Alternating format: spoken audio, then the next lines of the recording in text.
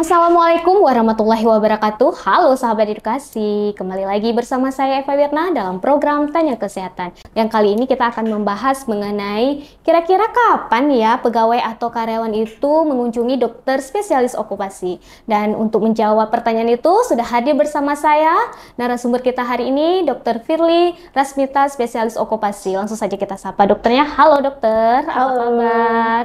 Baik, alhamdulillah. Alhamdulillah. Nah, berbicara mengenai dokter spesialis okupasi ini, sebenarnya apa sih dokter okupasi ini?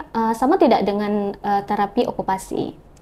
Oke, ya sebelumnya saya sapa dulu ya. Halo sahabat edukasi. Ya, menjawab pertanyaan tadi, sebenarnya memang jelas berbeda antara dokter spesialis okupasi dengan terapi okupasi. Karena dokter spesialis okupasi merupakan dokter spesialis yang mana bertujuan memberikan pelayanan kesehatan untuk meningkatkan produktivitas kerja dan menjadikan pekerja itu sehat dan produktif.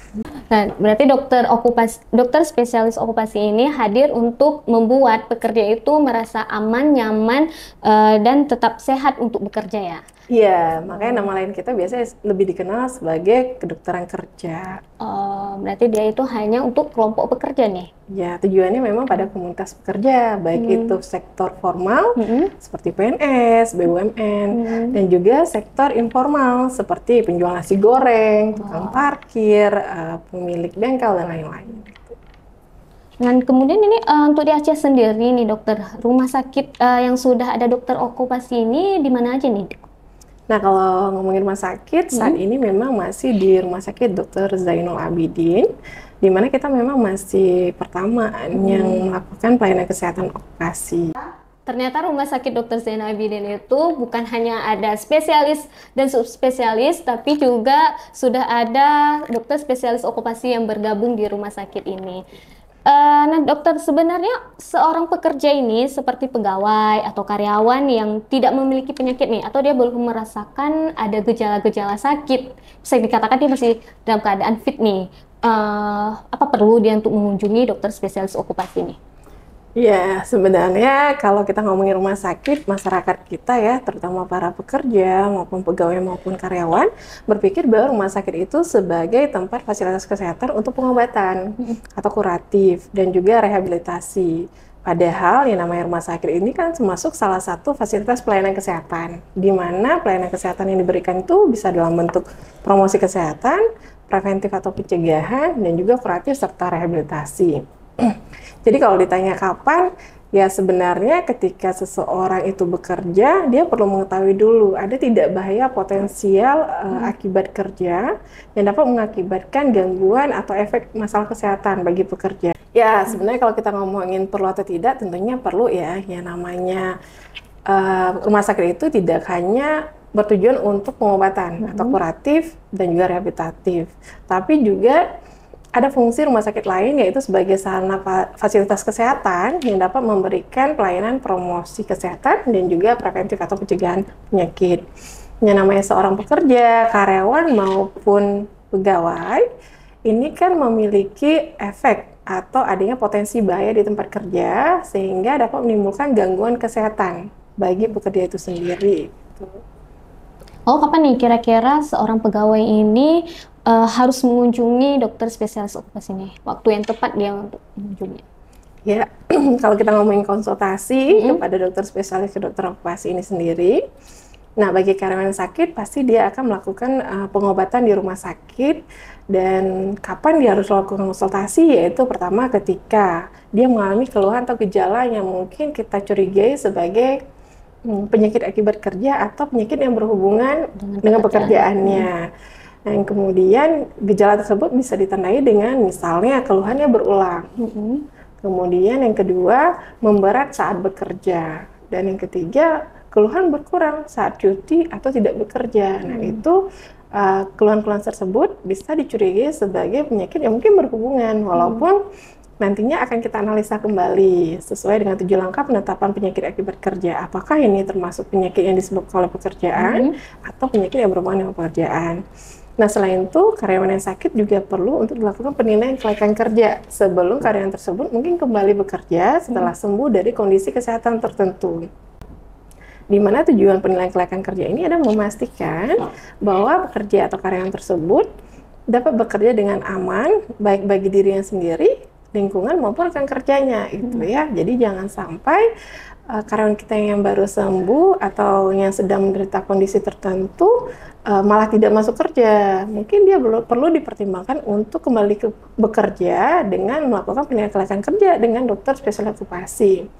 Sehingga nanti kita akan dapatkan apakah orang tersebut aman nggak untuk bekerja gitu. Nah, selain itu, pada karyawan yang sehat juga perlu dipikirkan apakah ada pemeriksaan kesehatan tertentu yang dilakukan pada karyawan, dia baik sakit maupun tidak sakit, gitu ya. Yaitu yang pertama, pemeriksaan kesehatan prakerja, yaitu pemeriksaan yang dilakukan sebelum bekerja, dengan tujuan memastikan bahwa kondisi kesehatan atau kapasitas seseorang tersebut mampu untuk melaksanakan pekerjaan yang akan diberikan.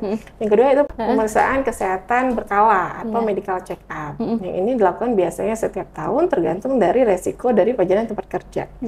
Tujuannya adalah memonitoring atau mengevaluasi ada tidaknya kemungkinan gangguan kesehatan yang ditimbulkan oleh pekerjaan. Atau mungkin ada resiko individu. Sebagai contoh, seseorang mungkin nggak tahu dia itu menderita diabetes. Mungkin waktu melakukan medical check atau kesehatan berkala, didapatkan nilainya misalnya gula darahnya tinggi. Mungkin bisa dilakukan tata laksana lebih lanjut terhadap deteksi tadi, gitu. Nah, selain itu juga ada pemeriksaan khusus. Nah, pemeriksaan khusus dilakukan dengan tujuan khusus. Apakah misalnya seseorang yang setelah mengalami kecelakaan kerja, atau pemeriksaan khusus yang dilakukan pada seseorang yang mungkin akan naik jabatan atau pemindahan pekerjaan tertentu. Baik, tadi dokter sempat menyinggung masalah penilaian kelayakan kerja. Nah, ini untuk penilaian kelayakan kerja ini sebenarnya itu sama nggak ya dengan surat yang dikeluarkan oleh dokter umum biasanya seperti surat keterangan sehat gitu, sama nggak ya dokter? Iya, baik. Ini berbeda ya, karena memang penilaian kelayakan kerja itu bersifat khusus dan kita perlu mengetahui bagaimana sih pekerjaannya, bagaimana kondisi kesehatannya. Karena penilaian kelayakan kerja itu kita ada namanya 7 langkah. 7 langkah penilaian kelayakan kerja yang ditetapkan yang dapat dilakukan oleh dokter spesialis kedokteran okupasi. Yang pertama, kita harus tahu dulu gimana deskripsi uraian tugas si karyawan tersebut. Kemudian kita lakukan penilaian tuntutan pekerjaannya apa. Kemudian baru kita lihat bagaimana kondisi kesehatan dari pekerja tersebut. Nah, selain itu, kita juga akan menilai ada tidaknya penilaian kecacatan seperti impairment, disabilitas, dan juga handicap. Jadi ketergantungan pada orang lain, seperti itu. Dan kemudian kita nilai juga ada tidaknya resiko dan bagaimana toleransi manajemennya, toleransi rekan kerjanya. Kemudian baru kita dapat menetapkan apakah penilaian kelayakan kerja pada karyawan tersebut. Nah, penilaian kelayakan kerja ini sendiri bisa keluar dengan layak bekerja, artinya dia memang benar-benar sehat dan bisa lanjut bekerja, atau bisa layak kerja dengan catatan. Artinya kita memberikan rekomendasi apa sih yang perlu dihindari atau apa sih yang perlu diperhatikan, baik bagi karyawannya sendiri ataupun oleh manajemen atau tempat kerjanya.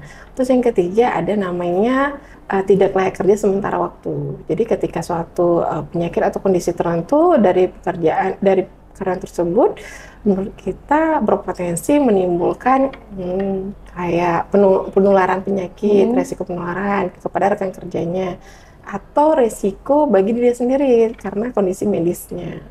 Kemudian yang keempat, yang terakhir itu mungkin dia tidak layak kerja dulu, biasanya pada pasien-pasien terminal dengan kondisi yang tidak stabil.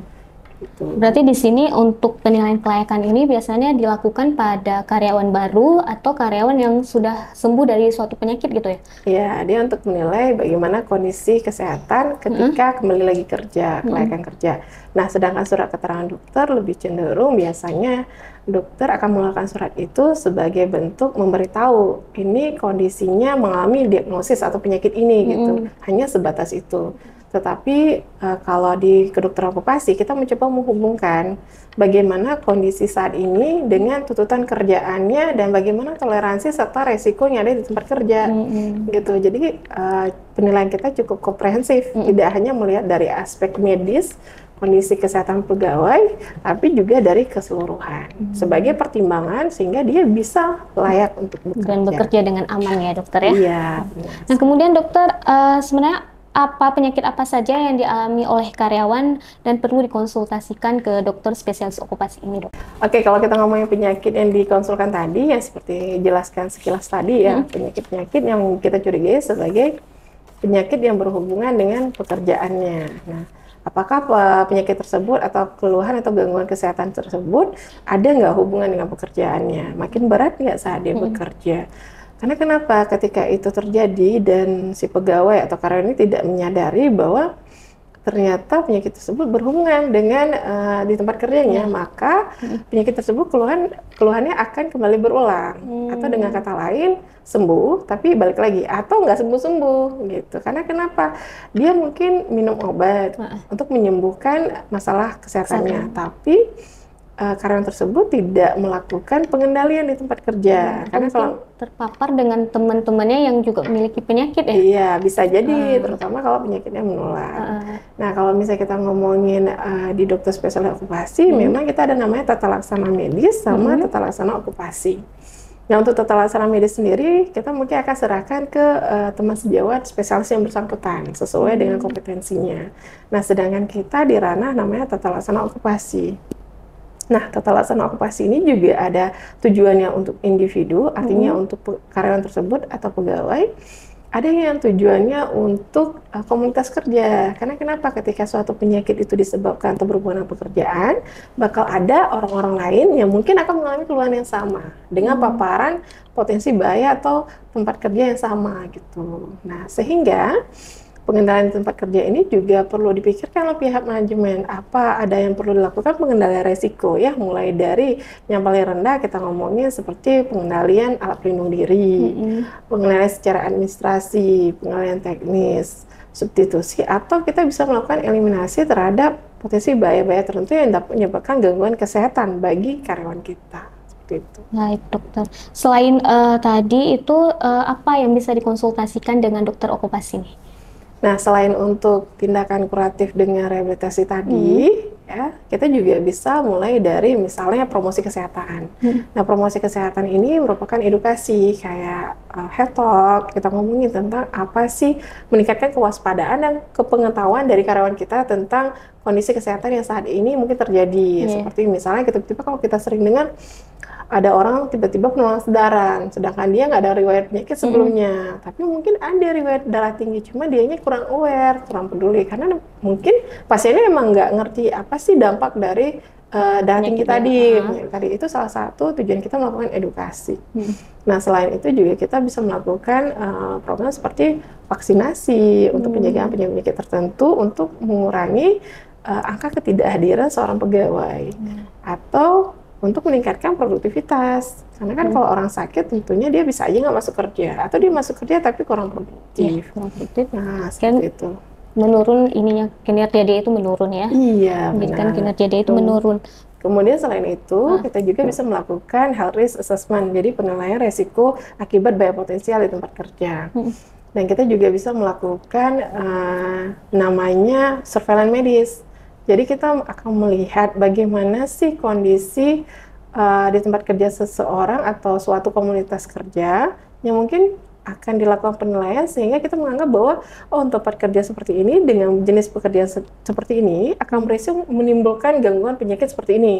Nah, sehingga kita lakukan surveillance medis untuk memonitoring berapa persen sih yang mengalami hal tersebut, sehingga akan mengeluarkan suatu program atau kebijakan dari manajemen. Perlu nggak program kesehatan dan keselamatan kerja di tempat kerja.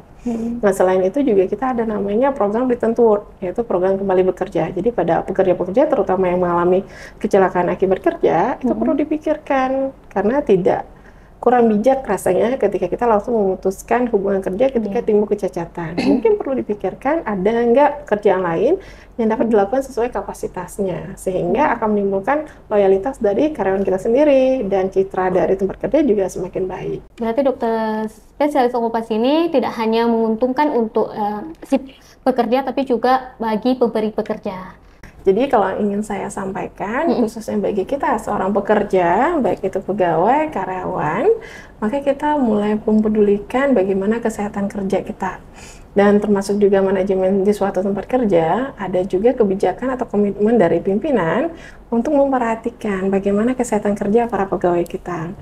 Agar kita harapkan benar-benar terjadi produktivitas kerja yang diinginkan oleh setiap pihak.